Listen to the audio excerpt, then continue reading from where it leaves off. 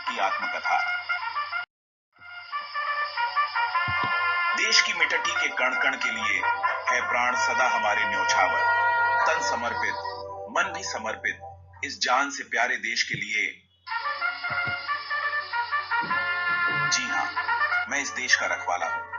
इस तन पर मौजूद ये जख्मों के पीछे कई बलिदान व कष्ट हैं।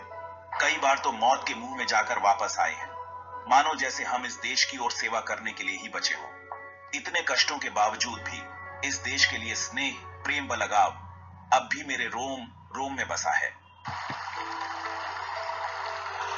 मेरा जन्म भारत के कोने में स्थित पंजाब राज्य के एक छोटे से गांव में हुआ। प्राथमिक शिक्षा पूरी करने के बाद हमारे गांव में सिर्फ दो ही विकल्प थे, या तो खेती बाड़ी कर किसान बनो या फिर देश की रक्षा हेतु सैनिक बनो। चूंकि मेरे पिताजी एवं दादाजी भी भारतीय सैनिक दल का हिस्सा थे, देशभक्ति, देश प्रेम मेरे रग रग में बसा था। अतः मैं भी प्राथमिक शिक्षा पूरी करने के बाद भारतीय सैन्य दल में शामिल हो गया। सैनिक बनना कोई बच्चों का खेल नहीं था। कठिन संघर्षों का सामना करने के बाद मैं एक सैनिक कहलाया। कश्मीर की सीमा पर मुझे तैनात किया गया। लगातार 10 वर्षों तक वहां सीमा पर मैं अपने सैनिक भाइयों सहित भारत के लिए लड़ता रहा। घर की याद हमें अक्सर सताती थी, मगर उसी क्षण मुझे उन वीरों का अथाह बलिदान याद आया, जिनके कारण हम आज इस देश में पूरी आजादी से घूम फिर सकते हैं। 10 वर्षों के बाद 2 माह के अवकाश में मुझे घर जाने की अनुमति मिली। इतने समय बाद अपने परिवार को देखकर मेरी आंखों में खुशी के आंसू आ गए। मां खुशी से पागल हो उठी।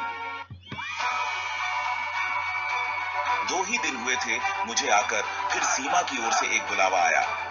देश सेवा का वह जुनून जो आज भी मुझ में है, मुझे सीमा की ओर खींच लाया। वहां जाकर पता चला कि चीनी सैनिकों ने आतंक मचा दिया था। कई सैनिकों की जान भी कुर्बान हो गई। लड़ते समय मेरे भी पैरों में गोलियां लग गई। आज मुझ में पहले जैसी शक्ति नहीं रही, फिर भी मुझे इस बात का गम नहीं। युद्ध में लगे घाव तो मेरे जीवन के अमूल्य आभूषण हैं। अवसर आने पर मैं अपने प्राण तक न्योछावर कर दूंगा। मरते दम तक मैं एक भारतीय सैनिक बना रहूंगा। न कोई आशा, न अभिलाषा, इस देश की रक्षा, यही है एक सैनिक की परिभाषा।